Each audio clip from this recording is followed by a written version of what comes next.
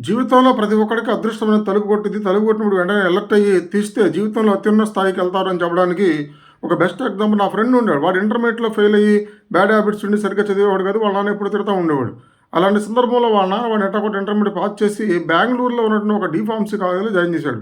అక్కడ కూడా కింద మీద పడి 2 ఏళ్ల కోర్సు 4 ఏళ్ళకి పూర్తి చేసి ఇంటికొచ్చాడు.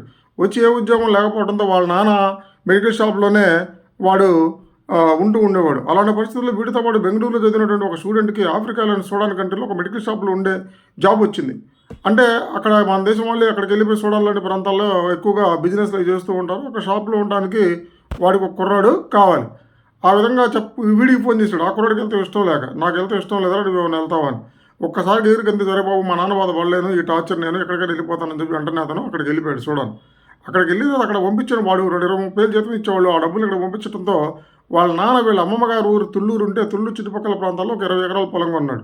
తర్వాత అక్కడ అంతర్యుద్ధాలు ఉన్నాయి సేఫ్టీ లేదని చెప్పేసి 4 ఐదేళ్ళ తర్వాత తిరిగి ఇండియా వచ్చేసి గుంటూరులో చిన్న ఫైనాన్స్ కంపెనీ పెట్టుకొని హ్యాపీగా బాగానే ఉన్నాడు. అలాంటి పరిస్థితుల్లో చంద్రబాబు గారు వచ్చిన తర్వాత రాజధాని విడిపోయింది. అమరావతి ప్రాంతం రాజధానిగా ప్రకటించడంతో ఆ తుళ్ళూరు ప్రాంతం బంగారం అయిపోయింది. ఈడు కొన్న 30, 40 వేల కొన్న ఎకరం పొలం 2 కోట్లు ఇప్పుడు 5 కోట్లు అయింది.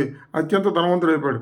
అక్కడ వాడికి వచ్చిన అవకాశాన్ని ఉపయోగించుకుని అక్కడికి వెళ్ళిపోయి ఆ డబ్బుల్ని ఇక్కడ ఇన్వెస్ట్ చేయడంతో వాడి జీవితం అత్యున్నత స్థాయికి వెళ్ళిపోయింది. కాబట్టి ఎప్పుడైనా లైఫ్‌లో ఆపర్చునిటీ అనేది ఎప్పుడొచ్చేదో ఎవరికీ తెలీదు. ఆ వచ్చినప్పుడు మాత్రం అలర్ట్‌గా స్పందిస్తే నీ స్థాయి ఏ రేంజ్‌కి వెళ్ళిద్దనేది మనం ఊహించలేము. ఈరోజు వాడు వందల కోట్ల ఓనర్ అయిపోయాడు. తెలివిగలోడు కాకపోయినా అదృష్టం వాడిని తలుపు కొట్టడంతో వాడు అప్పుడు స్పందించి అత్యున్నత శిఖరానికి ఎదిగాడు. ఇప్పుడు మా ఫ్రెండ్స్ అందులో వాడే హైయెస్ట్ రిచెస్ట్ పర్సన్.